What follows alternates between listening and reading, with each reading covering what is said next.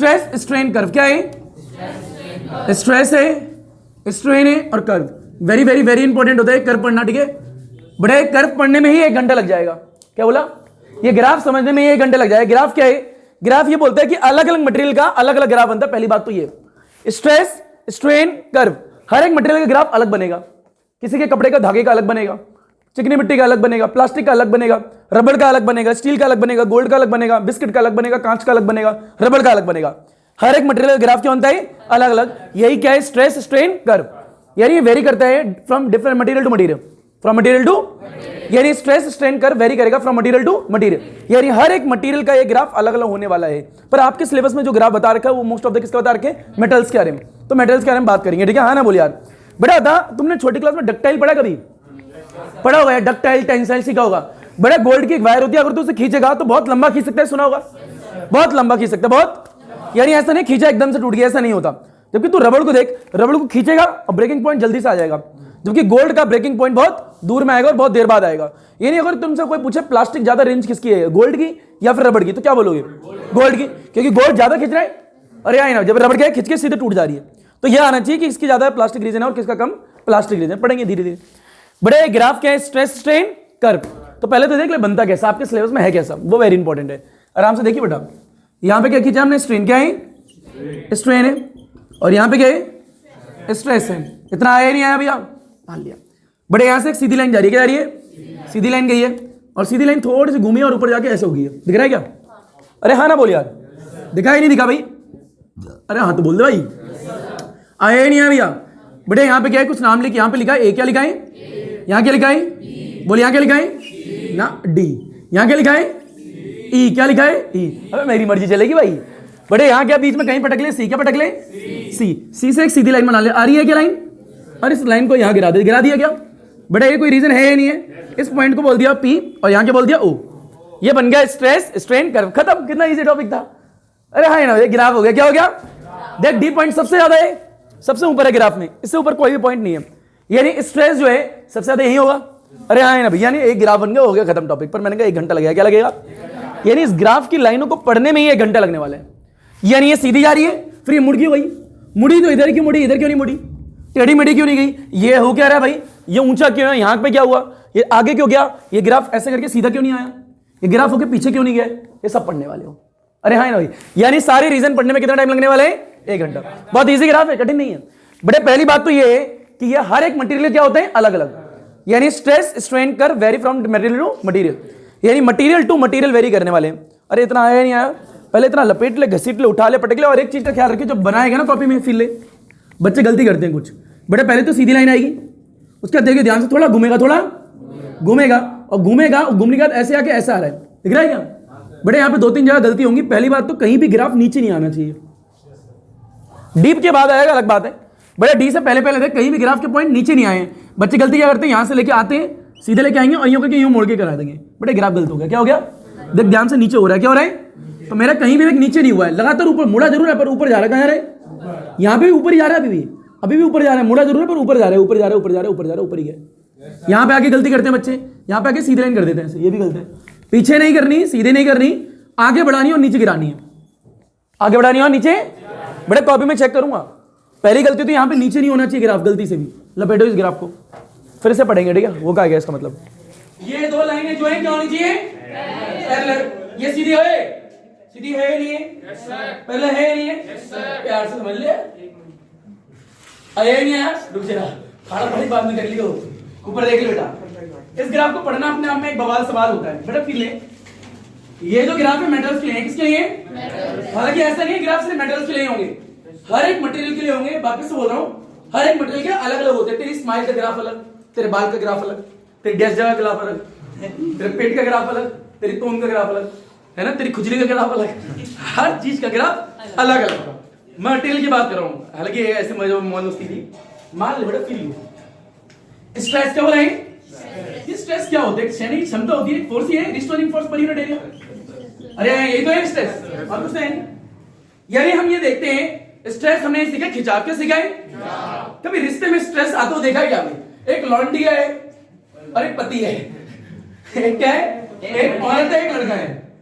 नहीं यार, मतलब पति पत्नी हो सकते हैं, हाँ नहीं, एक औरत है एक लड़का है, ठीक है। तो हुआ क्या कि तुम्हें इनका रिश्ता पसंद नहीं है, तुम्हें इनका रिश्ता पसंद नहीं है, सबसे ज्यादा फील है कि लड़का ले रहा है क्लास में, और जाके इसने आग लगा दी, क्या लगा दी, और फील लेगा। यानी इनके रिश्ते में जो मैक्सिमम स्ट्रेस देना था, जितना मैक्सिमम स्ट्रेस दे सकता था तोड़ने के लिए वो दे दिया, मैक्सिमम दे दिया। यानी एक लिमिट तो होगी यार, मैक्सिमम चीज की कुछ टूटने की इनकी लिमिट होगी कि अब तूने उतना छेड़ दिया, अब तो टूटना ही टूटना है, तलाक कराना ही कराना है। तो मैक्सिमम स्ट्रेस कराने की क्षमता तूने दे दिया, बस आराम से बैठ के तमाशा देख रहा था। अब तो खुद ही टूटेंगे, खुद ही तोड़ेंगे, टूटेंगे, सब कुछ खुद ही हो रहा है, डिवोर्स भी खुद ही हो रहा है, सब कुछ खुद ही हो रहा है। यानी अगर मैं किसी जगह की मैक्सिमम स्ट्रेस लिमिट दे देता हूं, टूटना उसका पक्का है, टूटना उसका पक्का है। फिर ले ले, ऐसे कैसे, इतना में थोड़ा आता है बेटा। मान ले नुक्कड़ देखा है, नुक्कड़, यस सर देखा। अभी मैं हाल फिलहाल में एग्जांपल देके आ रहा हूं बेटा, एक गली का नुक्कड़ होता है, गली का नुक्कड़ में कुछ लड़के खड़े हैं, लड़का ए, लड़का बी, लड़की सी, वो भी तीसरा लड़का ही है, ठीक है। तीन लड़के हैं, कितने लड़के, पहला लड़का, दूसरा लड़का, तीसरा लड़का। बेटा फील लियो, अगर ये नहीं आएगा तो क्वेश्चन नहीं आने वाला। बेटा यहाँ पे क्या है, तीन लड़के हैं और नुक्कड़ पे खड़े, कहां खड़े, हमारे टाइप के लड़के, कुछ काम धंधा नहीं है, मैं नुक्कड़ पे खड़े होके बस देखना है किसको, दीदियों को, ठीक है। तो दीदियों को देखते हैं, घर तक छोड़ के आते हैं। तो भाई पहली दीदी जाती है उनकी, और दूसरा उनका पीछे वाला भैया, भैया ए, ये एक लड़की है, आए ना भाई, यस सर, ठीक है। दीदी बेटा उसकी दीदी हो, उसकी दीदी है। तो अब वो जा रहे हैं, अब वो दीदी के पीछे जाता है, दीदी के समझ रहे हैं ना। अब वो दीदी को बड़ी गुस्सा आ रही है, ये बवाल है, क्या इंसान है, पीछा कर रहा है मेरा, बहुत गुस्सा आती है। यानी स्ट्रेस सहने की क्षमता होगी। पहले दिन गया, घर तक गया, छोड़ के आया, ड्यूटी निभा रहा पूरी 6 से 8, ठीक है। तो छोड़ के आते हैं। अब वो पहले दिन बकलो जाती लड़की, कहते ये तो गलत है यार, बड़ी गुस्सा आ रही है उसे। तो स्ट्रेस एक क्षमता है, चप्पल में एकदम मार रही तेरी चप्पल, अबे पहले तो तेरे को देखेगी, फिर मारेगी तेरे को, हालांकि सब्र रख, अभी पिटाई पड़ेगी तेरी। तो मान ले गौरव है, क्या है, गौरव पीछे जा रहे हैं। इस लड़के के छहने की क्षमता जो है 50 न्यूटन बाय मीटर स्क्वायर है, 50 बाय, अगर यहां तक पहुंच गई तो ये फूटेगा, इसका टूटना निश्चित है, क्योंकि इस लड़के के मैक्सिमम स्ट्रेस की क्षमता कितनी है, 50। यानी अगर इसमें 50 तक पहुंच गई लड़की, फिर तो अब हाँ भी तू ही बोल रहा है, तेरा टूटना निश्चित है। अब फील लियो, पहले दिन गौरव गया सन लियोनी के पीछे, ठीक है, उसका पारा जो है 2 तक पहुंच चुका, कितने तक, 2, यानी 2 न्यूटन पर मीटर स्क्वायर, ऐसा पहुंच चुका। फिर अगले दिन आती है, इंतजार करता है, पलट के उसने देखा था हालांकि पहले दिन गौरव को, पर इससे लगा मेरे को पलट के किसी और वे से देखा है, अगर मन में कुछ और था, किसी और वे से देखा था, पर ये तो पागल है। फिर दूसरे दिन वहीं खड़ा हो गया ड्यूटी निभाने, फिर आई इनकी दीदी, बेटा मजाक कर रहा हूँ, ठीक है, कहीं सीरियस लेके टुन्नी में चिक्कू भोंक दे, तेरा फर्क नहीं पड़ता ना, बहुत बढ़िया से बैठा तू फिर वो आती है, फिर अगले दिन गौरव अपनी ड्यूटी निभाने चला जाता है उनके पीछे। तो बेटा मजाक कर रहा हूँ, ठीक है, 2 से 10 न्यूटन, 12 न्यूटन जाता है, कितना होता है। फिर तीसरे दिन जाता है 22, फिर 32, फिर 42, फिर 49 हो गया, कितना हो गया। लड़की की फोड़ने की क्षमता कहां पे आएगी, 50 में। यानी मैक्सिमम स्ट्रेस कितना है, 50। अगर लड़की 50 तक पहुंच गई, अब तोड़ने से कोई रोक नहीं सकता, अब तो टूटेगा ही टूटेगा। तो ये टूटने की मैक्सिमम क्षमता है, उसका टूटना निश्चित है। तो अगले दिन गौरव जाता है और ये हो जाता है 50, क्या हो जाता है। अब उसकी चप्पल ढीली होने लगती है, जुतियां ढीली होती है, और जुतियों को इसमें डुबो डुबो के इसके चांद में मारती है, चांद पे फील इतने में खत्म हो जाएगा, तो फील ही नहीं आएगा, मार के पिट गए बस, है ना। अब लड़की ने तो अपनी डिफॉर्मिंग फोर्स जो लगाई थी ना सर पे, वो हटा दी, वो जंजा होके आ गया वहां से। अब इसके हुआ है सारा बवाल, उसके पापा जी ने देख लिया, किसने देख लिया, अब पापा जी ने, मम्मी जी ने, किसी ने देख लिया। लड़की ने अपना जो काम करना था उसने कर दिया, उसने अपनी सारी डिफॉर्मिंग फोर्स क्या है, उसका दिल का टूटना निश्चित है, और टूटेगा। अब इसके पापा जी तोड़ेंगे, अब इसके पापा जी मम्मी जी कोई भी तोड़ेगा। बेटा वापस सो लो, मैं एग्जांपल दे रहा हूँ, किसे तोड़ेगा। तो यही फील है, हर एक इंसान की छेने की क्या होती है, क्षमता। तुम क्या करते हो, स्कूल में एक बकरा है, बकरी पकड़ ले तो हलाल कर देते हो उसे, सारे लौंडे इकट्ठे हो जाते हैं उसके किनारे, एक बकरा है, बकरी होगी, बकरी लड़कियों के लिए, बकरा लड़कों के लिए, ठीक है। अरे हाँ ना भाई, अभी होगा सर, बकरी तो ये जी से बकरी होना होता है, लड़कियों की बकरी, बकरी के आगे साइड में बहुत सारे बकरे है ना भैया।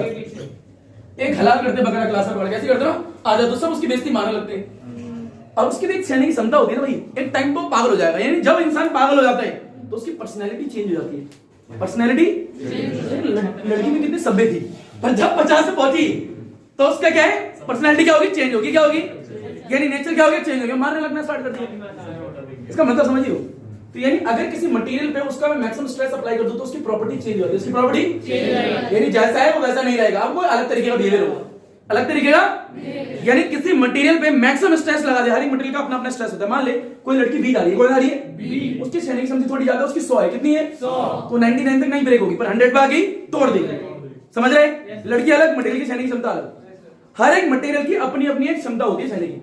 अगर वहां तक हम पहुंच जाए, उतना स्ट्रेस दे दें तो टूटना निश्चित है, टूटना निश्चित है, उसे कोई रोक नहीं सकता, उसे कोई रोक। उस मटेरियल की प्रॉपर्टी चेंज हो जाएगी, उतनी ही रहेगी, चेंज हो जाएगी, क्योंकि अपने मैक्सिमम स्ट्रेस से पॉजिटिव प्रॉपर्टी क्या हो जाती है, चेंज, बिहेवियर चेंज हो जाता है यार। इंसान के साथ भी यही होता है। अक्कू है, सब मिलकर चढ़ाने लगा अक्कू को, सब मिलकर बकलोल बना दो इसे, थोड़ी देर बाद पागल हो जाएगा, पर पता नहीं तुम्हें क्या क्या क्या बाहर चला जाएगा, मुंह के अंदर ही पान खा के, पान भरा खा के कुछ बोलेगा, मुंह बनाएगा और चला जाएगा। यानी पर्सनैलिटी चेंज हो गई, कितना खुश बैठा है, फिर दुखी होके जाएगा। तो ये दुख हो रहा है तो क्या है, पर्सनैलिटी में चेंज आ रहा है। तो मैं आया नहीं आया, कहां से आया, एग्जांपल आया, क्या है इसका मतलब समझना, ग्राफ में इसका मतलब क्या है यार, तुम्हें नहीं आया ये तो नुक्कड़ पे लड़के, नुक्कड़ पे लड़के ड्यूटी निभा रहे हैं। फील बेटा, बेटा हुक्स क्या होती है, stress is directly proportional to the, यानी जितना ये बढ़ेगा उतना ये बढ़ेगा, जितना ये कम होगा उतना ये कम होगा, यानी इक्वल प्रोपोर्शन में बढ़ेंगे तो हुक्स लॉ वैलिड है, अदरवाइज नहीं है। बेटा मान ले यहाँ पे क्या एक वायर है, क्या है वायर पे मैं फोर्स लगा रहा हूँ, क्या लगा रहा हूँ, तो मैंने जितनी फोर्स यहाँ से की थी उतना ही लेंथ में चेंज आ गया, यानी इक्वल अमाउंट में हो गया, क्या है, यानी जितना ये बढ़ा रहा हूँ उतना ही ये हो रहा है। तो हुक्स लॉ वैलिड है या नहीं है, बेटा हुक्स लॉ होती क्या है, हुक्स लॉ कहती है हमारी, क्या कहती है भैया, कि जो स्ट्रेस है वो किसके प्रोपोर्शनल होता है, डायरेक्टली प्रोपोर्शनल टू द, कोई दिक्कत इसमें, अगर ये क्वांटिटी बढ़ाएगा तो ये क्वांटिटी भी बढ़ेगी, यानी जितना ये बढ़ेगा उतना ही ये बढ़ेगा। ऐसा तो नहीं इससे बढ़ा है 1 यूनिट ये बढ़ गया 2 यूनिट, ऐसा तो नहीं हो रहा। अगर ऐसा हुआ तो हुक्स लॉ वैलिड, अगर ऐसा हुआ तो हुक्स लॉ वैलिड नहीं होगी। भैया ये तो वैलिड होगी, ये हो गया नहीं वैलिड होगी, अरे हाँ ही ना भैया। तो मैं कह रहा हूं अगर इसे 1 बढ़ाया तो ये भी कितना बढ़ गया 1, इसे 2 बढ़ाया ये भी कितना बढ़ गया 2, यानी जितना इसे बढ़ा रहे हो उतना ही ये बढ़ रहा है तो हुक्स लॉ वैलिड है। पर अगर अनइक्वल अमाउंट में बढ़ने लगे तो हुक्स लॉ वैलिड नहीं है। ये भी एक इंपॉर्टेंट पॉइंट आना चाहिए। अच्छा एक और चीज आनी चाहिए, फील लेटर यू, बड़े स्ट्रेट लाइन ग्राफ देखा कभी क्या, बेटा फील ओम्स लॉ तो पढ़ के आया हो छोटी क्लास में। बेटा मान ले यहाँ पे क्या है, एक वैल्यू है, यहाँ पे एक वैल्यू है, इधर में चला 1 यूनिट, कितना चला, ये 1 लिख ले, 2 लिख ले, 3 लिख ले, 4 लिख ले, और क्या लिख ले 5। यहाँ पे क्या है, यहाँ पे क्या है, फिर क्या है 3, फिर क्या है 4 एंड सो ऑन। बड़ा मान ले मैं इधर चलता हूँ 1 और इधर भी चलता हूँ 1, तो बता इक्वल अमाउंट अनइक्वल है, जितना इधर चला उतना ही इधर चला। मान ले ये स्ट्रेस है और इधर क्या है, स्ट्रेन है। अगर मैंने स्ट्रेस को कितना बढ़ाया 1 यूनिट, कितना बढ़ाया, तो इधर भी कितना बढ़ाया, तो हुक्स लॉ वैलिड है या नहीं। तो देख इधर भी 1 बढ़ा तो इधर भी 1 बढ़ा, दोनों को मिला यही आएगा, यही आएगा भाई। बड़ा फिर मैंने बढ़ाया इसे 2, कितना बढ़ाया 2, ये भी कितना बढ़ गया 2, पॉइंट यहाँ आएगा बीच में, और यहाँ फिर मैंने इसे बढ़ाया 3, कितना बढ़ाया, ये भी कितना बढ़ गया, पॉइंट का आएगा भैया यहाँ पे आएगा, बोला आया नहीं आया, किन तीनों को मिला, स्ट्रेट लाइन आएगी नहीं आएगी, कैसे आएगी, यानी स्ट्रेट लाइन का मतलब है हुक्स लॉ वैलिड है, हुक्स लॉ वैलिड है, नहीं आया भैया तुम्हें, यानी इस पूरे ग्राफ में स्ट्रेट लाइन कहीं दिख रही है क्या, बिल्कुल। बड़ा डॉटेड को हला के देख, बड़ा ओ से लेके ए तक जो स्ट्रेट लाइन है, क्या है, अब पहली बात तो बता दूं, ये जो मैं ग्राफ पढ़ा रहा हूं ये आपका रबड़ के लिए नहीं है, रबड़ के लिए नहीं है। हम बात करें किसके लिए, ऊपर देख, बड़े बात करें मेटल्स के ग्राफ के लिए, किसके बारे में, बड़े रबड़ दिख रही है क्या। एक और चीज आनी चाहिए, इलास्टिक और प्लास्टिक, क्या आनी चाहिए। अगर मैं किसी बॉडी को खींच रहा हूं, फोर्स लगा रहा हूं क्या, अगर मैं छोड़ दूं तो अपनी ओरिजिन शेप में वापस आइए, तो इलास्टिक रहेगी, इलास्टिक, इलास्टिक क्या रहेगी। पर अगर मैंने किसी बॉडी में फोर्स लगाई और छोड़ा वापिस नहीं है तो क्या कहलाएगी, यानी प्लास्टिक वो मटेरियल होते हैं जब मैं डिफॉर्मिंग फोर्स हटा भी लूं बॉडी अपनी शेप में वापस नहीं है, और इलास्टिक क्या होते हैं जब मैं डिफॉर्मिंग फोर्स हटाऊं बॉडी अपनी शेप में आ जाए, इसको इलास्टिक। अरे हाँ यार भैया, तो वेरी वेरी वेरी इंपॉर्टेंट ये पॉइंट है यहाँ पे, बड़े एक सीख लियो। मान ले तूने इसको खींचा, इसे वापस हो तो रबड़ दिखा जरूर पर है मेटल्स है, ऐसे मान ले बड़े से खींच रहे, जितना खींच रहा है उतना ही लेंथ में चेंज आ रहा है, जितना फोर्स लगा रहा है उतना ही लेंथ में, तो ये इक्वल प्रोपोर्शन है, अनइक्वल है, इक्वल है क्या है, यानी जितना खींच रहा उतना चेंज आ रहा है, जितना खींच रहा उतना। पर यार खींचते खींचते एक पॉइंट ऐसा आएगा जब तू थोड़ा सा खींचेगा चेंज बहुत ज्यादा आएगा, क्या होगा, थोड़ा सा खींचेगा चेंज बहुत ज्यादा आएगा, तो हुक्स लॉ वैलिड होगी या नहीं होगी, क्योंकि तू स्ट्रेस लगा रहा है, थोड़ा सा चेंज क्या आ रहा है ज्यादा, और आएगा ऐसे। बेटा जब तू खींचेगा किसी चीज को तो मॉलिक्यूल्स के बीच का जो गैप वो बढ़ता जाएगा, बढ़ता जाएगा, बढ़ता जाएगा, पतला होता जाएगा। सोच ले गोल्ड को तू खींच रहा, पहले गोल्ड की तार ऐसे मोटी सी थी, उसे खींचा, बहुत थिन बना दी, अब बहुत पतली हो गई है क्या? अब खींच के एक टाइम पे इतनी पतली हो गई, तू हल्का सा खींचेगा बहुत लंबी खींच रही होगी। अरे आए ना भाई, शुरू में क्या है, शुरू में गोल्ड की वायर दिख रही है, जितना खींचा उतना ही खींचा, हुक्स वेल्डेड है नहीं, अरे है नहीं, यहां से लगाई 5 फोर्स, लेंथ में कितना चेंज आ रहा है, तो जितना तू खींच रहा है उतना ही चेंज आ रहा है, हुक्स वेल्डेड है नहीं, पर खींचते खींचते तूने बहुत पतला कर दिया, क्या कर दिया? अब पतला करने के बाद दो मॉलिक्यूल्स के बीच में जो गैप है वो बढ़ गया, कम हो गया, ज्यादा हो गया? ज्यादा हो गया। क्या हो गया? दो मॉलिक्यूल्स के बीच का गैप क्या है? ज्यादा हो गया। खींच रही है ना भैया? तो एक टाइम ऐसा आ गया कि बहुत पतली हो गई, बहुत। अब तू क्या कर रहा है, वही चीज कर रहा है, थोड़ी सी फोर्स आ रहा है पर लेंथ में चेंज यार आएगा, लाजमी सी बात है, क्योंकि थिन हो गई है ना भैया, थिन हो गई तो लेंथ में ज्यादा ही चेंज आएगा, थोड़ी सी फोर्स लगाने में तो मैं नहीं आया, तो थोड़ी सी फोर्स में चेंज हुक्स लॉ वैलिड है नहीं है ना, तो फील है हुक्स लॉ वैलिड नहीं है, तो ये ग्राफ दिख रहा है घुमा हुआ, हुक्स लॉ वैलिड नहीं है। पर मुद्दे की बात अभी भी है, ये इधर की मुड़ी हुई है, बेटा इधर मुड़ी है, मतलब स्ट्रेन की तरफ ज्यादा मुड़ी हुई है। अरे आए ना भैया, तो मैंने क्या कहा था, जब मैं खींच रहा हूं तो फोर्स लगा तो थोड़ी सी चेंज क्या आते बहुत, चेंज क्या आते बहुत ज्यादा, तो ज्यादा मतलब लेंथ में चेंज आ रहा है ना भैया, तो ये इस तरफ झुकाव होगा, उस तरफ झुकाव होगा, इस तरफ लेंथ में ज्यादा चेंज आया नहीं आया भैया तुम्हें, पक्का आ रहेगा। अच्छा एक और चीज फील, जब मैंने किसी मटेरियल को खींचा, ये दिखा मटेरियल, ये ऐसे खींच रहा हूं खींचते रहे, यहां पे गया, यहां तक डिफॉर्मिंग फोर्स लगा रखी, इसे रिमूव कर दिया, दिया बॉडी अपनी शेप में वापस आ रही है, तो इलास्टिक कहलाएगी, प्लास्टिक कहलाएगी, क्या कहलाएगी? और ओ से लेके ए तक हुक्स लॉ वैलिड है या नहीं है? क्योंकि ओ से लेके ए तक ग्राफ कैसा है? स्ट्रेट, यानी बिल्कुल स्ट्रेट है, हुक्स लॉ वैलिड है। पर ए के बाद देख, ए से बी में क्या हुआ? हुक्स लॉ वैलिड नहीं है, क्योंकि ए से बी में वायर इतनी पतली हो गई है कि तू फोर्स भी लगा है तो क्या हो रहा है कि इक्वल प्रोपोर्शन में चेंज नहीं हो रही। अरे हाँ ना बोलिए भाई, मेटल देखिए क्या, मेटल में भी तो ये होगा, मान ले गर्म करेंगे तो अलग चला जाएगा, थर्मल प्रॉपर्टी मेटल पढ़ेंगे कि मॉलिक्यूल्स में क्या है, काइनेटिक एनर्जी आती है, थोड़ा क्या है एक तरीके से उस प्रॉपर्टी क्या चेंज हो जाती है, क्या हो जाती है भाई? तो किसी चीज को खींचता रहेगा तो उनके मॉलिक्यूल्स एक टाइम में फ्री मूव करने लगेंगे, यानी लिक्विड बन जाएंगे, क्या बन जाएंगे? सोच के किसी चीज को तू इतना खींच ले बिल्कुल थिन कर दे, तो एक टाइम पे अपने आप फ्लो कर होंगे, अपने आप फ्लो कर। अरे पिज्जा कभी खाया है क्या?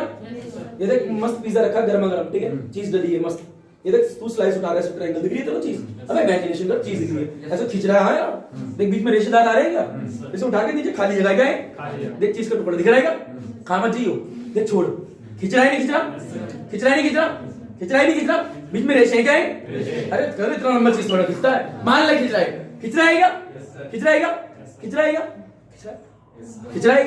छोड़ दे, क्या कर दे? अब तो एक टाइम ऐसा आएगा कि वो अपने आप गिर के टूट जाएगा, छोड़ भी देगा तो भी, क्योंकि मॉलिक्यूल्स के बीच में तूने इतना खिंचाव पैदा कर दिया है कि उसकी प्रॉपर्टी ही चेंज कर दी, प्रॉपर्टी यानी फ्री फ्लो होगी, क्या होगी? यानी तू फोर्स हटा भी तो वो अपने आप फ्लो कर रहे हैं, अपने आप। तो हर एक मटेरियल के साथ ऐसे होता है, तू मटेरियल को इतना खींच दे कि उनके मॉलिक्यूल्स के बीच की जो बॉन्डिंग है बिल्कुल ही खत्म हो जाए और फ्री मूव करने लगे, क्या मूव करने लगे? बिहेव लाइक लिक्विड, लिक्विड तो फ्री मूव करता है, अरे आए ना भाई, तो सॉलिड को मैं प्रॉपर्टी चेंज करके लिक्विड बना सकता हूं बिल्कुल, और जब मैं उस बॉडी की मैक्सिमम स्ट्रेस लिमिट तक पहुंच जाऊंगा तो वही अपने आप टूटेगा। गौरव को एग्जांपल याद करना है, अगर एक मटेरियल के मैक्सिमम स्ट्रेस तक पहुंच गया तो अपने आप ही टूटेगा, अरे हाँ यार भैया, फिर मैं कुछ करने की जरूरत ही नहीं है, पिज्जा ले लो, पिज्जा उठाया छोड़ा, एक टाइम ऐसा आएगा कि तू छोड़ भी दे तो भी नीचे खिसता चला जाएगा, टूट जाएगा। अरे हाँ ना बोलिए, थोड़ा थोड़ा आ रहा है, थोड़ा मदद समझना बेटा, फील है बेटा। पहला पॉइंट क्या है, ओ से लेके ए, ओ से लेके ए। अगर बात करें पहले पार्ट की, किसकी करें? फर्स्ट पार्ट की, तो फर्स्ट पार्ट में दिमाग लगाइए बेटा, ओ से लेके ए का रीजन है क्या बेटा? ओ से लेके ए के रीजन में हुक्स लॉ वैलिड है या नहीं? दिमाग लगा, हुक्स लॉ वैलिड है या नहीं है? यानी तूने जितना स्ट्रेस लगाया उतना ही क्या आया? स्ट्रेन आया, दोनों डायरेक्टली या इनडायरेक्टली? डायरेक्टली, यानी जितना तू बढ़ा रहा है उतना यही बढ़ रहा है। Yes sir. यानी शुरू में तूने जितना रबड़ को नीचे खींचा उतना ही खींचा। Yes sir. ये वैलिड है मान लिया, तो वैलिड है तो लाइन कैसे आएगी? स्ट्रेट मान लिया। अब फिर लेते हैं सेकंड पार्ट, देखते हैं सेकंड पार्ट में क्या है? ए से बी है, ए से बी, बड़े ए के बी से रीजन को देखेगा तो बताइए यहाँ पे हुआ क्या है? यहाँ पे स्ट्रेट लाइन है या नहीं है? स्ट्रेट लाइन नहीं है, इसका मतलब हुक्स लॉ वैलिड नहीं है। अब हुक्स लॉ वैलिड नहीं है तो इसका मतलब क्या? फिर इसका मतलब ये है कि यहाँ पे क्या है, स्ट्रेस जो तू बॉडी पे लगा रहा है, खींच रहा है ना भैया? Yes sir. तू तो बॉडी को खींच रहा है, तूने लगाई थोड़ी सी फोर्स, क्या लगाई? और खींच क्या गया वो ज्यादा, समझ रहा है? ये कब आएगा?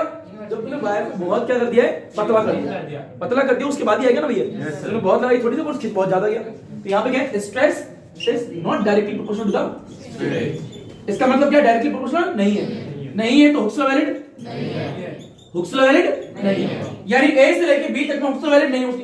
पर रुक जरा, बट एक स्प्रिंग के या फिर किसी मटेरियल के टूटने की भी क्षमता होती है, टूटने से पहले की कंडीशन भी कुछ होती है, वो भी पढ़नी पड़ेगी। अरे हाँ ना भाई, बेटा रबड़ दिखाओ, एक बार दिखाते तुम। अबे रबड़ कहां गई? गिरा दी। ला भाई ऊपर देखी ले। बेटा मान ले क्या मटेरियल है, क्या है स्प्रिंग, देखेगा भैया? बेटा फील स्प्रिंग को जरा देख ध्यान से, हाँ ना तो तुम्हारी यहाँ बना देते। बेटा मान ले स्प्रिंग है, क्या है देख रही है? हाँ बोल यार, बहुत बढ़िया। बेटा स्प्रिंग पे लगाई मैंने 5 न्यूटन की फोर्स, कितनी लगाई? 5 न्यूटन की, ठीक है। इनिशियली स्प्रिंग ये थी, दिख रही है? बेटा जैसे से खींचा नीचे की तरफ, हाँ ना भैया, ऐसे खींच दिया, दिख रहा है? और इसमें आके डिफरेंट फोर्स छोड़ दी तो वापस अपनी ओरिजिनल शेप में चलेगी, समझते नहीं इसे? फिर मैंने क्या करा, फोर्स थोड़ी बढ़ा दी, फोर्स थोड़ी अब मैंने लगाई 10 न्यूटन, कितनी लगाई? और 10 न्यूटन लगा के छोड़ दी तो मैंने क्या देखा, वापस अपनी शेप में चली गई, मान लिया। फिर मैंने थोड़ी और फोर्स बढ़ाई, कितनी बढ़ाई? मैंने बढ़ा दी 12 न्यूटन, कितनी कर दी? 12 न्यूटन। फिर मैंने छोड़ दी तो मैंने क्या देखा कि बॉडी अपनी शेप में वापस नहीं गई। देख थोड़ी सी खिंच गई है क्या? तो बॉडी को कुछ परमानेंट सेट आ गया, क्या आ गया? यानी बॉडी इलास्टिक नहीं रही, प्लास्टिक हो गई, क्या हो गया? यानी बॉडी से डिफॉर्मिंग फोर्स हटाने के बाद बॉडी अपनी शेप में नहीं गई, यानी प्लास्टिक हो गया। यहाँ पे क्या थी? इलास्टिक, क्या थी? और यहाँ पे क्या है? करो जरा 10 से सीधे 12 कर दिया, 10 के बीच में 11 नहीं आता क्या? 11 भी तो आता है भाई। तो मैंने 11 पे करके देखा, तो इस केस को हटाऊंगा, यहाँ पे देखिए एक और केस बना ले। बड़े ये तो वापस आ गया, है ना भैया? अब यहाँ पे थोड़े बीच में बात करें, मैंने लगाई 11 न्यूटन, कितनी लगाई? 11 न्यूटन लगाई, और जब मैंने हटाई तो मैंने क्या देखा, बॉडी अपनी वापस शेप में आ गई। अरे यार तो मिनिमम फोर्स क्या है जब मैं लगाऊं और बॉडी अपनी बॉडी वापस शेप में ना आए? बेटा 12, यानी 12 से पीछे आएगा तो भी आएगी, 12 वो है, 12 अगर लगा दी तो वापस शेप में नहीं आएगी, तो 12 ही है। पर यहाँ पे मैंने देखा क्या, शुरू में जब मैंने बॉडी को खींचा तो जितना मैंने स्ट्रेस लगाया उतना ही मेरा लेंथ में चेंज आया, प्रोपोर्शन इक्वल है। छोड़ दिया वापस आ गया, इट्स ओके। थोड़ा और खींचा मैंने 10 न्यूटन लगाया, अब मैंने क्या देखा 10 न्यूटन में खींचा, थोड़ा फोर्स थोड़ी लगाई, खींचा बहुत ज्यादा, खींचा बहुत फोर्स लगाई थोड़ी सी, खींचा बहुत। पर मैंने एक चीज देखी, जब मैंने छोड़ा तो वापस अपनी शेप में, वापस अपनी शेप में चला गया। अच्छा एक और चीज, ऐसा जरूरी नहीं है कि हुक्स लॉ वैलिड हो, और क्या है यहाँ पे देख फीले बताए यहाँ पे हुक्स लॉ वैलिड है और यहाँ पे है क्या? तो ऐसा कोई जरूरी नहीं है कि हुक्स लॉ वैलिड नहीं हो, इसके मटेरियल इलास्टिक ना हो सकता है। फीले क्या कह रहा हूं, बड़े यहां से डिफॉर्मिंग फोर्स हटा दिया, यहां से डिफॉर्मिंग फोर्स, बॉडी क्या अपनी ओरिजिनल शेप में वापस आ रही है, इलास्टिक है। जब मैं बॉडी को खींचता रहूं यहां तक हुक्स लॉ वैलिड, मैंने थोड़ा और किया, हुक्स लॉ वैलिड नहीं है, पर यहां से डिफॉर्मिंग फोर्स रिमूव कर दे, क्या कर दे, तो भी बॉडी अपनी शेप में आ रही है, तो भी बॉडी अपनी शेप में आ रही है। तो यानी ए से लेके यानी बी से लेके ओ तक का जो रीजन है, ये कौन सा रीजन होगा? Elastic region. अरे आएगा भैया, बेटा मैं कह रहा हूं ओ से मैंने खींचा बॉडी को, खींचा ए तक ले गया, क्या तक ले गया? छोड़ दिया, वापस आ गया, इलास्टिक है नहीं, और स्ट्रेस भी हुक्स लॉ वैलिड हुई। फिर मैंने थोड़ा और खींचा थोड़ा आगे ले गया, इसे खींच रहा हूं, अब मैं क्या देख रहा हूं? Hooks law valid, hooks law valid यानी मैंने स्ट्रेस लगाया थोड़ा सा, पर स्ट्रेन क्या आ गया बहुत। पर मैंने एक और चीज देखी, छोड़ दूं तो वापस अपनी शेप में, तो यानी यहाँ पे क्या है? इलास्टिक। थोड़ा और ज्यादा खींचा, बीच से थोड़ा आगे, बीच से थोड़ा, अब मैंने क्या देखा, यार थोड़ी सी थोड़ा खींच बहुत ज्यादा रहे, पर छोड़ रहा हूं तो वापस एक पॉइंट तो आएगा यार, आएगा भाई। तो यानी बी के बाद में अगर हल्की सी फोर्स लगा तो बॉडी अपनी शेप में वापस नहीं आती, तो नहीं आया भाई। तो मैं कह रहा हूं मिनिमम मैक्सिमम कुछ चीज तो होगी, वो 12 है, कितनी है? यानी 12 तो फोर्स लगाते वापस शेप में नहीं आ रही, यानी 12 से कम में आ रही है, 12 से कम में आ रही है, 12 से ज्यादा में, तो ये बी पॉइंट वो पॉइंट है, इसमें बी तक तो आएगी, बी के बाद नहीं आएगी। यानी बी तक, ओ से लेके बी तक जो है वो तेरा क्या है? Elastic region. यहाँ पे एक पॉइंट याद रखिए, ओ से लेके ए हुक्स लॉ वैलिड है, इलास्टिक भी है, ए से लेके बी हुक्स लॉ वैलिड, पर जब भी इलास्टिक है, तो मैंने ऐसे कभी नहीं पढ़ाया कि हुक्स लॉ वैलिड होगी तो ही इलास्टिक होगा, ऐसा मैंने नहीं पढ़ाया। हो सकता है हुक्स लॉ वैलिड ना हो तो भी इलास्टिक हो, क्योंकि हुक्स लॉ का मतलब क्या होता है? स्ट्रेस और स्ट्रेन। यहां से ए से लेके बी में हो क्या रहा है, ध्यान सुन ले, ये तो बढ़ा रहा है, ये ज्यादा बढ़ रहा है, इक्वल प्रोपोर्शन में नहीं है। पर उसके बाद में मैं क्या देख रहा हूं? छोड़ रहा हूं तो वापस, पर कोई लिमिटेड हुई ना उसके लिए, एक पॉइंट के बाद तो वापस नहीं आएगा। तो बी के बाद हमने क्या देखा? हमने स्ट्रेस और बढ़ाया, स्ट्रेस सी के बाद में आएगा, स्ट्रेस थोड़ा और बढ़ाया तो स्ट्रेन बढ़ा। पर मैंने क्या कर रहा हूं? बी से लेके डी तक किसी भी एक पॉइंट को ले ले, सी क्या ले लिया? सी। बी से लेके डी के मतलब कोई भी पॉइंट ले लिया, सी। अब सी पे मैंने क्या करा? सी वाले पॉइंट पे मैंने लाके बॉडी को छोड़ दिया, लाके बॉडी को, यानी यहाँ पे मैंने डिफॉर्मिंग फोर्स को रिमूव कर दिया, क्या कर दिया? यानी यहाँ पे मटेरियल को खींच लिया, यहाँ पे क्या करती है? रिमूव। तो छोड़ा मैंने, पता क्या देखा? बॉडी अपनी वापस ओरिजिनल शेप में नहीं है, बॉडी कहां पे? ये रबड़ दिख रही है क्या? हालांकि रबड़ है नहीं, बड़े यहां से खींचा ए पे लगा, छोड़ दिया, वापस आ गई। अरे हाँ ना बोलिए। फिर मैंने क्या करा? थोड़ा और खींचा, अब जैसे मैंने ए से थोड़ा आगे खींचा तो मैंने क्या देखा? फोर्स लगा रहा, थोड़ी चीज से है ज्यादा, तो ये हुक्स लॉ वैलिड नहीं है। पर बी तक मैंने क्या देखा? छोड़ूंगा वापस आ गई, छोड़ूंगा वापस, पर यार एक मैक्सिमम पॉइंट होगा जहां वापस आएगी, उसके बाद बी के बाद क्या देखा, थोड़ा और खींचूंगा तो वापस नहीं, ऐसा मैंने देखा, रबड़ को मत देखियो, मेटल की बात कर रहे हैं।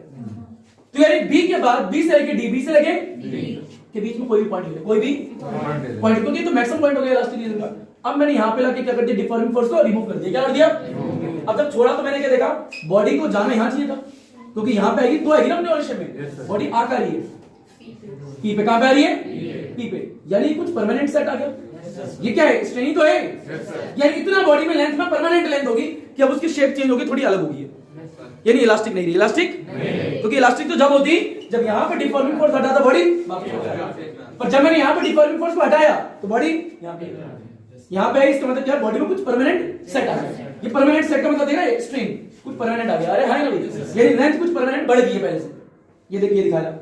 पर जब मैं बी तक बॉडी में डिफॉर्मिंग फोर्स हटा रहा हूं तो बॉडी वापस सेट में आ रही है, ए में भी आ रही है, पर एक लिमिट के बाद है, बी के बाद तो अगर थोड़ा ज्यादा ले जाए तो बॉडी वापस नहीं आ रही है। तो ऐसे तो हर शेप में होता है। मान ले मेटल को खींच रहा है तो ये थोड़ा खींचा, थोड़ा वापस आ गई, थोड़ा और खींच के देखते हैं, थोड़ा और खींचा, थोड़ा वापस आ गई, पर यार एक पॉइंट तो होगा जब तू खींचेगा वापस नहीं आई, वो पॉइंट कौन सा है, बी, कौन सा है, बी के बाद तूने कहीं भी ले ले, बी से लेके डी, बी से लेके डी, बॉडी वापस नहीं आई। What is the, maximum stress क्या है, बड़ा फील है इसे मिटो, बड़ा डीप होगा, तुम ध्यान से देखोगे डी यही लाइन है क्या, अरे आए ना भैया, बता ग्राफ का सबसे ऊंचा पॉइंट कौन सा है, डी, सबसे ऊंचा कौन सा है, डी, यानी ग्राफ में सबसे ऊंचा पॉइंट डी दिख रहा है क्या, बड़े डी का मतलब ये तुमने मैक्सिमम स्ट्रेस लगा दिया बॉडी पे, क्या लगा दिया है, मैक्सिमम स्ट्रेस। हर एक बॉडी का डी पॉइंट अलग अलग होगा, पर ये ग्राफ में डी पॉइंट क्या दिखा रहा है, ग्राफ में डी पॉइंट ये दिखा रहा है कि एक बॉडी का मैक्सिमम स्ट्रेस है, अरे हाँ अभी बड़े इस ग्राफ में डी पॉइंट क्या दिखा रहा है, कोई भी मटेरियल है उसका मैक्सिमम स्ट्रेस यही तो दिखा रहा है, बड़े देख मैक्सिमम सबसे ऊपर पॉइंट है मैक्सिमम स्ट्रेस इतना। अब इसका मतलब क्या है, अगर तूने किसी बॉडी में मटेरियल पे फोर्स लगाना स्टार्ट करी, डिफॉर्मिंग फोर्स लगाता रहा बढ़ाता रहा, जब तू डिफॉर्मिंग फोर्स बढ़ाएगा स्ट्रेन भी बढ़ेगा, अरे आए अभी तो डिफॉर्मिंग फोर्स बढ़ेगा स्ट्रेन भी तो बढ़ेगी, बढ़ते बढ़ते बढ़ते बढ़ते कि स्ट्रेस लगाया है, लगाते लगाते एक मटेरियल की सीमा होगी ना भाई स्ट्रेस की, कभी तो एक पॉइंट आएगा जब कहेगा नहीं भैया अब तो मैं टूटूंगा, तो लगा दिया मैक्सिमम लगा दिया, क्या लगा दिया, यानी उस मटेरियल का जितना मैक्सिमम स्ट्रेस है तूने सारा अप्लाई कर दिया। अब मैक्सिमम स्ट्रेस लगा दिया तो बॉडी का टूटना निश्चित है, क्योंकि अगर कोई बॉडी अपने मैक्सिमम स्ट्रेस तक पहुंच जाती है तो उसका टूटना इसे बोलते हैं ब्रेकिंग पॉइंट, क्या बोलते हैं ब्रेकिंग पॉइंट। अब कोई रोक नहीं सकता, चाहे तो डिफॉर्मिंग फोर्स हटा भी ले तो भी टूटेगी, तो भी टूटेगी, फील ले बड़े यहाँ पे क्या डी पॉइंट है, क्या है डी पॉइंट का नाम क्या दिया है, ब्रेकिंग पॉइंट, इसका नाम था फ्रैक्चर पॉइंट, क्या होता है समझने के डी पॉइंट को समझते, फील ले बेटा। मान ले तू किसी बॉडी को खींच रहा था, खींचते खींचते तू बहुत ज्यादा खींच रहा, क्या खींच लिया, इसकी प्रॉपर्टी चेंज होगी, इतना खींच लिया, प्रॉपर्टी यानी behave like liquid, behave like अब तो चाहे डिफॉर्मिंग फोर्स हटा भी दे तो भी बहेगा, तो भी अपने आप फ्लो करेगा, अपने आप, यानी टूट रहा तो निश्चित है, टूट रहा तो, अरे एग्जांपल दिया था यार बेटा, एक लड़की के छेने की कुछ क्षमता दी ना, अगर तूने इस मैक्सिमम लिमिट तक पहुंच गया तो टूटना निश्चित है, टूटना, तो हर एक मटेरियल की अपनी अपनी क्षमता है, अरे बी लड़की है उसकी टूटने की क्षमता कितनी है, 100 है, 100 तक पहुंचेगा तो टूटना पक्का है, तो हर एक मटेरियल की टूटने की अपनी क्षमता होती है, अगर तूने वो क्षमता उस पर लगा दी तो बैठ के तमाशा देख कब तक टूटना निश्चित है, अरे हाँ ना बोलिए पक्का क्षमता है ना भैया, तो मैं यही तो बोल रहा हूँ, इस मटेरियल की कोई मटेरियल है उसकी मैक्सिमम क्षमता किससे रिप्रेजेंट करेंगे, डी से, तो अगर भैया डी किसी ग्राफ में यहाँ पे है तो वो डी क्या दिखा रहे हैं, उस ब्रेकिंग पॉइंट क्या दिखा रहे हैं, ये उस मटेरियल पे कितना स्ट्रेस लगाए कि वो टूट जाए, वो यही तो है, तो डी क्या ब्रेकिंग पॉइंट। अगर मैंने किसी मटेरियल पे इतना स्ट्रेस लगा दिया, कितना इतना डी के इतना, तो उसका टूट रहा, अब उसे रोक नहीं सकता, चाहे तो अपनी डिफॉर्मिंग फोर्स हटा भी दे, चाहे तो अपनी डिफॉर्मिंग फोर्स वो भी टूटेगा। अरे फील है यार गोल्ड का, गोल्ड को खींच रहा है, खींचते खींचते तो बहुत पतला कर दिया, क्या कर दिया, एक टाइम आएगा जब टूटेगा, पर फिर टूटने से जस्ट पहले, टूटने से जस्ट पहले भैया, टूटने से जस्ट पहले, टूटने से थोड़ा मैक्सिमम से पहले होगा, पर जब टूटेगा तो मैक्सिमम कुछ तो होगा यार, अरे हाँ ना बोले यार, यानी हर एक मटेरियल का अपना अपना एक स्ट्रेस होता है, क्या होता है अपना अपना एक, मान ले रबड़ दिखेगी क्या, मान ले मैं फोर्स लगा रहा हूँ, टूटी अभी नहीं, अभी भी नहीं टूट रही, अभी भी लगा रहा हूँ नहीं टूट रही, अब टूट गई, पर टूटने से जस्ट पहले डी से थोड़ा पहले होगा, और जब मैंने मैक्सिमम स्ट्रेस लगा दी टूट गया, तो मैक्सिमम स्ट्रेस डी तो है, यानी हर एक बॉडी का अपना अपना मैक्सिमम स्ट्रेस होता है, जब तूने वो लगा दिया तो उसका टूटना तो कुछ नहीं कर सकते, चाहे उसे हटा भी दे, चाहे उसे तो रबड़ को मत फील, क्यों ऐसा हो रहा है कि डी पे डिफॉर्मिंग फोर्स हटा भी तो भी टूटना निश्चित, क्यों ऐसा क्यों होगा, कोई बता सकता है पूरी क्लास में, प्रॉपर्टी चेंज होगी, क्या होगी बेटे, यहाँ पे अगर हम डिफॉर्मिंग फोर्स को रिमूव कर दे, क्या कर दे, तो होता क्या है, यहाँ पे the property of the material, property of the change, अरे यार मटेरियल की प्रॉपर्टी क्या हो जाएगी, चेंज हो जाएगी, फील है, यहाँ पे एक मटेरियल है मान लिया जी, इसे खींच रहा, क्या कर रहे हैं, खींचते खींचते पतला होने लगेगा, दो मॉलिक्यूल्स के बीच का गैप बढ़ने लगेगा, थोड़ा और खींच दिया, खींच के और हो गया, दो मॉलिक्यूल के बीच और बढ़ गया, थोड़ा और खींच दिया, बहुत ज्यादा बढ़ गया है ना भाई। एक टाइम ऐसा आएगा कि ये गैस की प्रॉपर्टी चेंज होगी, behave like a liquid, behave like अ, यानी फ्लो मूव करने लगेगा, फ्री मूव करने लगेगा। फिर तो डिफरिंग फोर्स हटा भी दे, जो लगा रहा था खींच रहा था वो रिमूव भी कर दे, तो भी अपने आप फ्लो करेगा, अपने आप, यानी अपने आप टूटने की तरफ जाएगा। तो मैंने यही देखा, यहाँ पे क्या देखा, जब मैंने यहाँ पे डिफॉर्मिंग फोर्स को रिमूव कर दिया, बॉडी के मैक्सिमम स्ट्रेस पे पहुंच गई, तो मैंने डिफॉर्मिंग फोर्स हटा दिया। अब हटा दी तो क्या हो रहा है, ये लाइन नीचे आ रही, क्या आ रही है, नीचे आने का मतलब क्या है, स्ट्रेस क्या हो रहा है, स्ट्रेस कम हो रहा है, पर एक फील है, स्ट्रेन बढ़ रहा है। देखिए लाइन आगे जा रही है, क्या आ रही है, देख आगे जा रही है, अरे हाँ है ना भैया, आगे जा रही है, नहीं आ रही है, यानी स्ट्रेन बढ़ रहा है after removing the deforming force. इसका मतलब क्या है, यानी तूने अपनी लगाई हुई फोर्स हटा दी, उसके बाद भी लेंथ में लगातार चेंज आ रहा है, लेंथ में लगातार। ऐसा तो एक ही कंडीशन हो सकता है जब लिक्विड की प्रॉपर्टी मतलब सॉलिड की प्रॉपर्टी चेंज होगी, वो लिक्विड बन गया हो, अपने आप फ्लो कर रहा, अपने आप, यानी कोई फोर्स मतलब अपने आप फ्लो करे तभी तो होगा यार ऐसा। तो यहाँ पे साफ पढ़ सकता है ग्राफ को तू, ये लाइन नीचे आ रही, लाइन क्या आ रही है, यानी स्ट्रेस कम हो रहा है, स्ट्रेस क्या हो रहा है, और देखना लाइन कैसे आ रही है, लाइन आगे की तरफ जा रही है, यानी इस लाइन में आगे बढ़ रही है, क्या आगे बढ़ रही है, लेंथ बढ़ रही है, कम हो रही है, बढ़ रही है, लेंथ क्या हो रही है, पर फोर्स तू लगा भी नहीं रहा, फोर्स लगा नहीं रहा पर भी लेंथ बढ़ रही है। इसका मतलब क्या है, the property of the material will change, यानी वो सॉलिड नहीं रहा, वो सॉलिड नहीं रहा, अब वो कुछ और बन चुका है, क्या बन चुका है, behave like a liquid, behave like अ, यानी फ्री फ्लो कर रहा है, अपने आप ही फ्लो कर रहा है।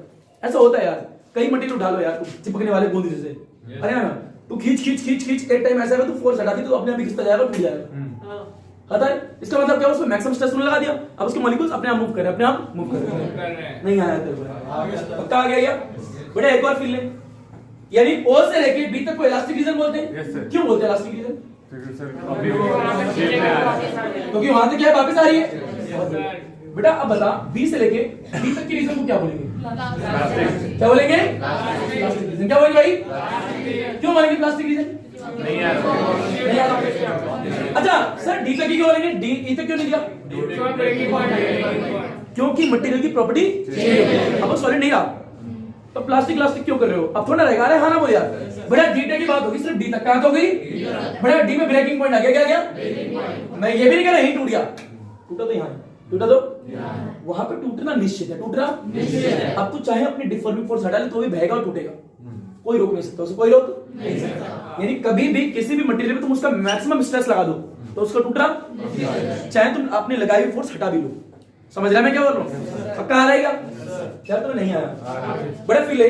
बी से लेके डी में कोई भी पॉइंट ले ले, जो थोड़ा सी यहाँ कहीं भी ले ले, क्या देखेगा, वहां से जब अपनी डिफॉर्मिंग फोर्स को हटाएगा तो बॉडी अपनी शेप में वापस ये कुछ परमानेंट सेट आ गया, लेंथ में कुछ परमानेंट इंक्रीज आ गया। और शुरू में हमने क्या देखा है, हुक्स लॉ वैलिड, शुरू में हुक्स लॉ वैलिड है, फिर हुक्स लॉ वैलिड नहीं, हुक्स लॉ वैलिड नहीं है पर उसका भी इलास्टिसिटी है, एक पॉइंट तक ही रहेगी ना। एक पॉइंट के बाद हमने क्या देखा, यहाँ तक तो इलास्टिक रीजन है, यहाँ तक तो इलास्टिक रीजन है, यानी यहाँ तक इलास्टिक रीजन का मतलब क्या है, बॉडी अपनी शेप में वापस, पर इसके बाद हमने देखा किसी पॉइंट पे बी से लेकर डी तक बॉडी वापस से नहीं आती, कौन सा रीजन हो गया, डी पे क्या है, प्रॉपर्टी ऑफ मटेरियल की क्या हो जाती है, चेंज होगी, मतलब टूटना निश्चित है। अब हो गया यहाँ पे क्या हो रहा है, बी से डी से लेके ई तक स्ट्रेस हो रहा है कम और स्ट्रेन अपने यहाँ बढ़ रहा है बिना फोर्स के, अरे हाँ ना बोलिए, तो इसे बोलते हैं स्ट्रेस स्ट्रेन कर्व का ग्राफ, बेसिक है, कठिन तो नहीं है, बड़ा फील है। दूसरा क्या था, हुक्स लॉ वैलिड नहीं है, हुक्स लॉ वैलिड ए से बी तक, third point feel you, third point ये है कि भैया ओ से लेके बी तक क्या वैलिड है, इलास्टिक रीजन क्या है, या है नहीं आया। बेटा फोर्थ पॉइंट क्या है, बी से लेके जो तुम्हारा डी है, बी से लेके कौन सा रीजन है, इलास्टिक रीजन क्या है, पक्का आ गया है। और डी क्या है, ब्रेकिंग पॉइंट, ई क्या है, फ्रैक्चर पॉइंट, टूटने वाला पॉइंट। तो नहीं आया बेटा, इस ग्राफ को पढ़ना आया है क्या, रट तो नहीं रहे, खड़ा हो जाएगा। मेरे को ग्राफ को शुरू से लेके एंड तक समझना, पहले यहाँ से मटेरियल को खींचा, मटेरियल खींचा ये तक, वो अपनी वापस शेप में आ गया, वापस शेप में आ गया, वापस शेप में इलास्टिक है या नहीं है, मान लीजिए हुक्स लॉ वैलिड है या नहीं है। हुक्स लॉ वैलिड कब तक रहती है सर, जब तक अपनी और जब तक प्रॉपर प्रोपोर्शन में दोनों, यानी जितना स्ट्रेस लगा रहा है उतना ही स्ट्रेन बढ़ रहा है, यानी जब ये क्वांटिटी इसके इक्वल है तो हुक्स लॉ वैलिड है। तो हमने क्या देखा, ओ से लेके ए तक हुक्स लॉ वैलिड है। अब बता ए के बाद बी तक क्या कर रहे हैं, सर शेप में तो आ रहा है बट प्रॉपर प्रोपोर्शन में ना, यानी अपनी वापस शेप में तो आ रहे हैं पर अपने इक्वल प्रोपोर्शन में बढ़ नहीं रहा। यानी हमने क्या देखा, थोड़ा सा फोर्स लगाते खिंच बहुत ज्यादा है, खिंच बहुत ज्यादा दिख भी रहा है, इसमें स्ट्रेट नहीं, खिंच बहुत ज्यादा है, बढ़ गया इधर, पर वापस बी पे छोड़ा तो वापस ओ पे आ गया। पर ये भी एक लिमिट तक ही होगा। Yes sir. एक लिमिट के बाद हम क्या देखेंगे, मटेरियल को खींचता रहे खींचता रहे खींचता रहे, 1 लिमिट से छोड़ेगा वापस आ गया, पर उसके बाद थोड़ा सा भी खींचा तो वापस नहीं आएगा। तो हमने बी के बाद क्या देखा पंकज? बी के बाद बी क्या, हम स्ट्रेस बढ़ा रहे हैं, यस सर, स्ट्रेन बढ़ रहा है, क्या बढ़ रहा है, बढ़ते बढ़ते बढ़ते बढ़ते एक बॉडी का अपना मैक्सिमम स्ट्रेस हो, मैक्सिमम टूटने की सीमा होगी, मैक्सिमम टूटने की वो से क्या बोलेंगे, डी। आप डी से पॉइंट करें, अगर वहां तक हमने लगा दिया तो उसकी बॉडी का टूटना, क्योंकि हर एक बॉडी की अपनी टूटने की क्षमता है भाई, उतना तूने लगा दिया तो टूटेगी, क्योंकि वहां पे प्रॉपर्टी क्या हो रही है। अब चाहे मैं उस पर लगाई हुई फोर्स हटा भी लूं तो भी उसका टूटना दिख रहा है, यहाँ पे अपनी लगाई हुई फोर्स हटा भी ली तो भी ये क्या है, लगातार बढ़ी लाइन। अरे यार, और बी से लेके डी के बीच में कोई भी पॉइंट ले लो, एक ऐसी लेट मान लिया, उस पर अगर मैं डिफॉल्ट फोर्स हटा भी दूं तो हमने क्या देखा, बॉडी वापस ये कुछ परमानेंट सेट आ गया, बॉडी कुछ लेंथ में परमानेंट इंक्रीमेंट आ गया। अरे हाँ ना भाई, तो ये ग्राफ पढ़ लिया, ओ से ए आता है क्या, ए से बी आता है क्या, बी से डी आ गया क्या, डी से ए आ गया क्या, ग्राफ आ गया क्या, इसको बोलते हैं स्ट्रेस स्ट्रेन कर्व। क्या बोलते हैं, हर एक मटेरियल का क्या हुआ अलग अलग। फॉर एग्जांपल ये प्लास्टिक है बेटा, ये क्या प्लास्टिक क्या है, मान ले रबड़ दी थी अभी, रबड़ को जब तू खींचता है सीधे टूट जाती है, सीधे, तो उसका डी पॉइंट जो है बहुत पास होता है बी के, खींचेगा खींचेगा खींचेगा खींचेगा छोड़ेगा वापस आ गई, खींचेगा खींचेगा खींचेगा छोड़ेगा वापस आ गई, खींचेगा और टूट जाएगी सीधे। सब प्लास्टिक रीजन होता है, परमानेंट सेट उसमें बहुत ही कम, नाम मात्र के लिए होता ही नहीं, मान ले, क्योंकि इलास्टोमर्स होते हैं, क्या होते हैं, पड़ेगा भी तुझे धीरे धीरे। ग्लास देखा कभी, ग्लास कांच, कांच अलग तरीके से बिहेव करेगा। कभी गोल्ड देखा, गोल्ड में खिंचाव बहुत ज्यादा था, खिंचाव बहुत, जो चीज जितना ज्यादा खींचेगी उसका प्लास्टिक रीजन उतना ही ज्यादा होगा।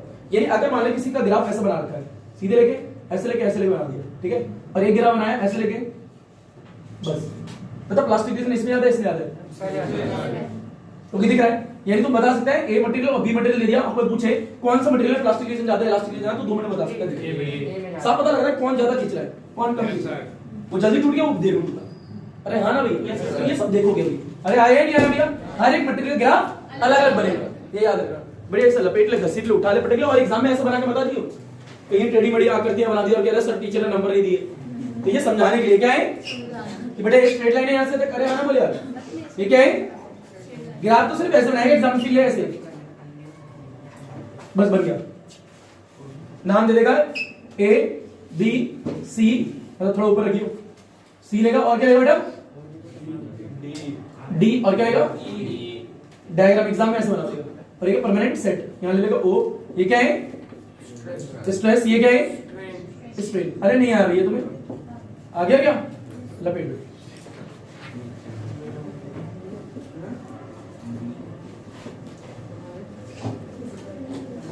हेलो,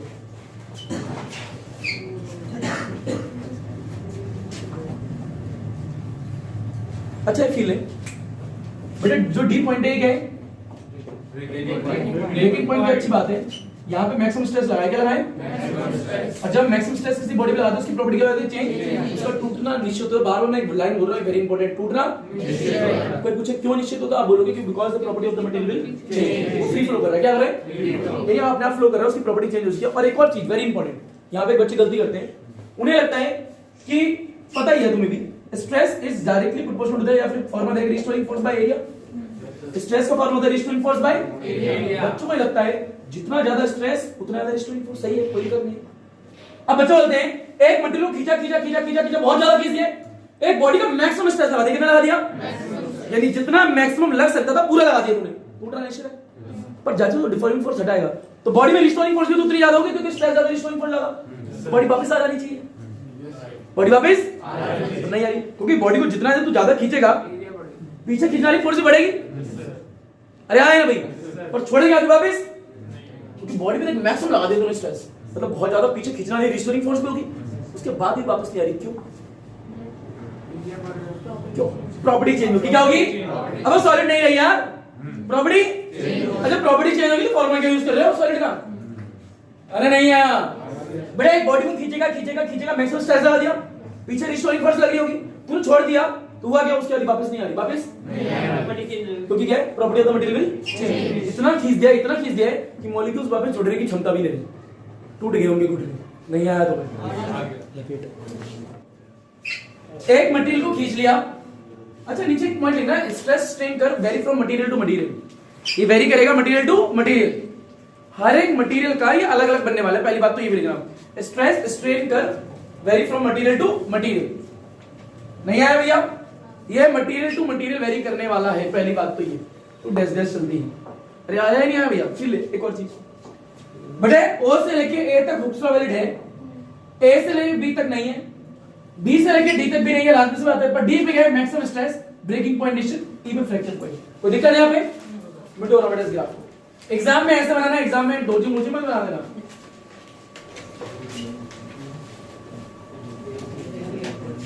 बेटा बार बार एक लाइन बोल रहे मैक्सिमम स्ट्रेस समझ में आ रहा है तुम्हें? Yes sir. जब भी किसी बॉडी पे मैं मैक्सिमम स्ट्रेस लगा दूंगा उस बॉडी का निश्चित है टूटना, यस सर। क्योंकि हर एक बॉडी को सहने की क्षमता होती है। अरे तुम क्लास में किसी को पकड़ के उसके बाद बोलोगे कि लिमिट तक सहेगा यार वो भी, पर तुम्हें गालियां देना स्टार्ट कर देगा। अरे प्रॉपर्टी उसकी चेंज हो जाएगी, सहने की क्षमता से उसकी प्रॉपर्टी चेंज होगी, गाली दे रहा वो। सोच क्या से क्या बन गया, क्या था क्या बना दिया तुमने यार, फील ले यार। हाँ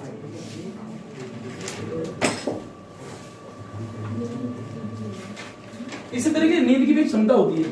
नींद नींद जानते हैं ना, और नींद सोना अकेले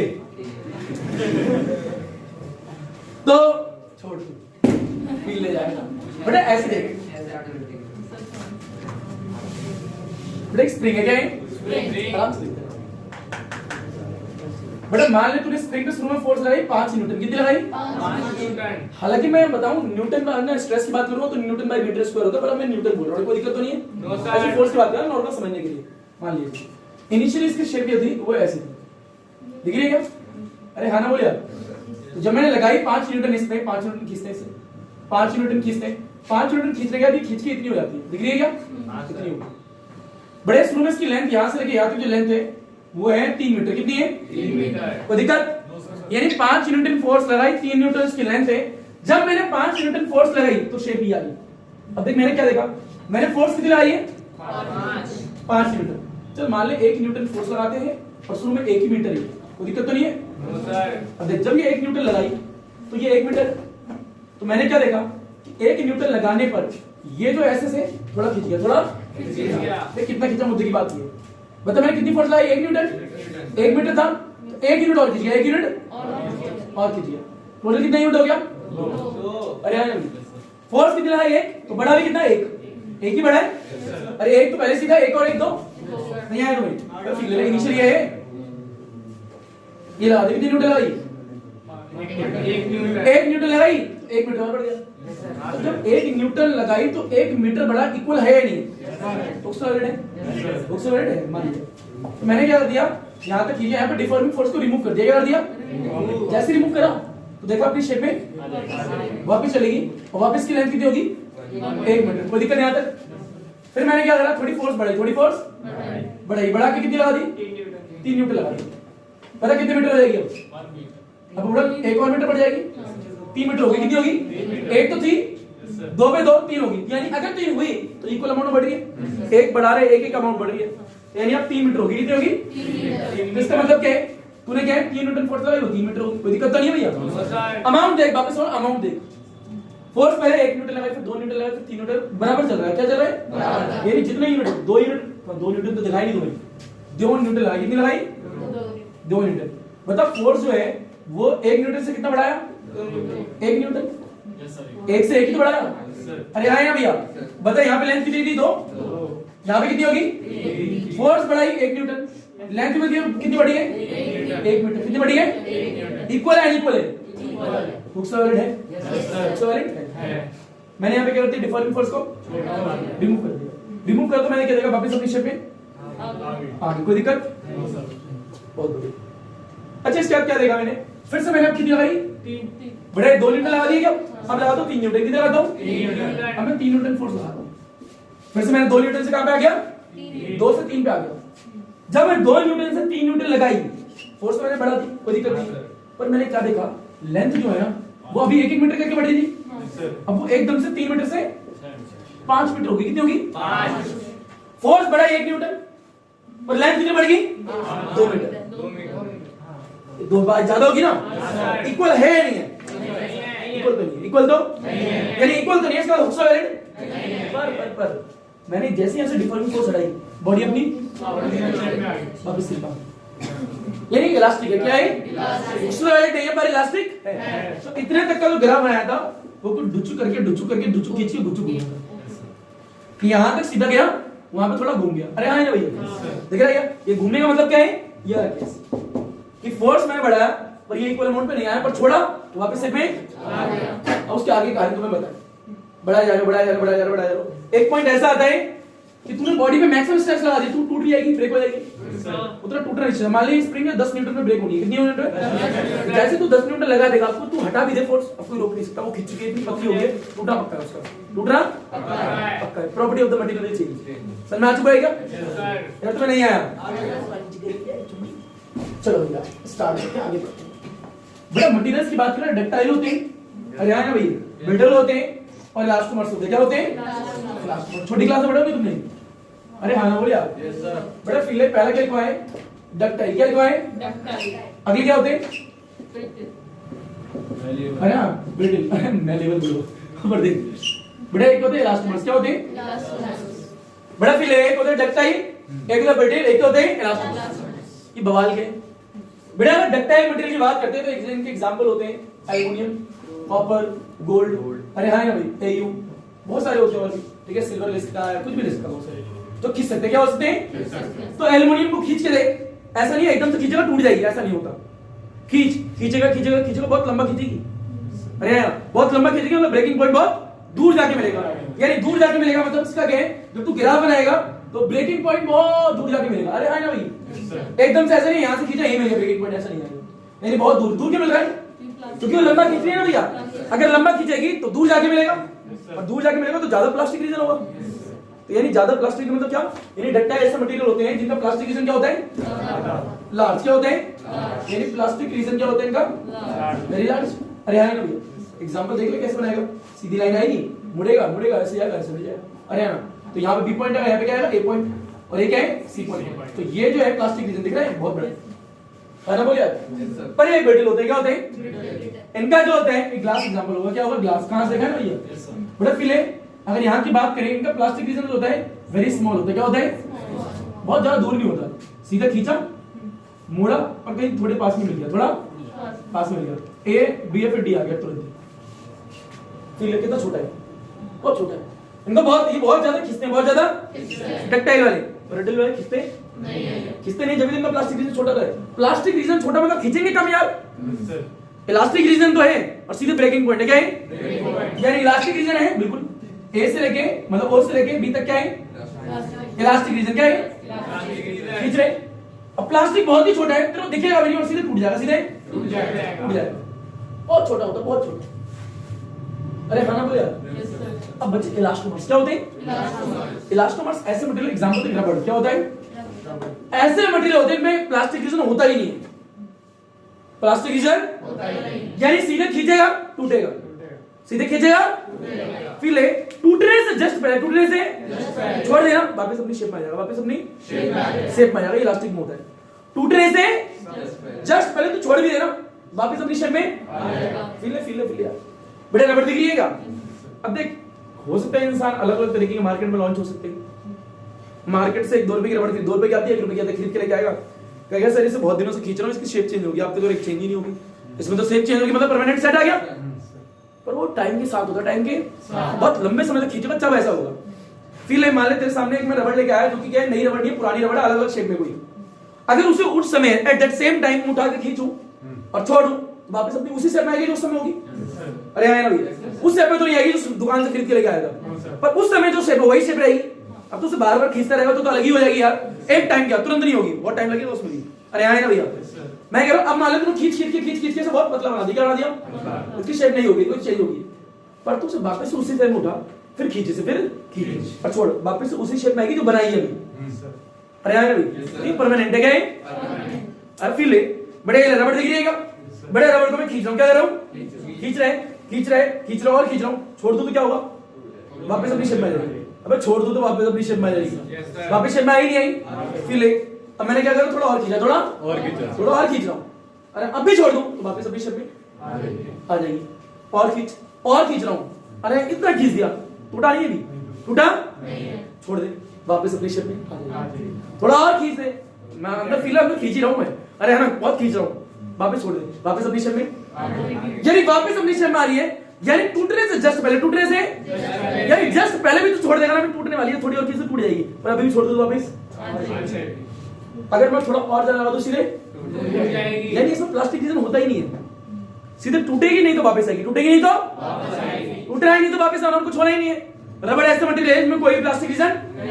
अब क्यों मत बोलना सर, बार बार खींचते रहो ना ऐसे करके, देखना ऐसे खींचते रहो, ऐसे खींचते रहो, इसकी शेप चेंज हो जाएगी, इसकी शेप चेंज। अब बुढ़वा समय के साथ तो चेंज हो ही जाएगी।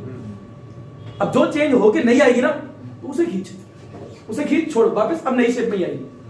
अरे हाँ ना बोले यार, टाइम के साथ हो जाता है, टाइम के साथ, क्योंकि बी और डी पॉइंट इसमें भी हालांकि ऐसा ही प्लास्टिक रीजन होती है, बहुत ही पास में होता है, इतना कि नॉर्मल आंखों से नहीं देख पा रहे।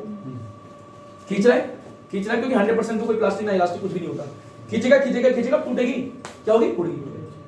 और टूटने से जस्ट पहले तो छोड़ देता ना, तो वापस अपनी शेप में आ जाती, वापस अपनी शेप आती। इसका मतलब क्या है, बवाल क्या है?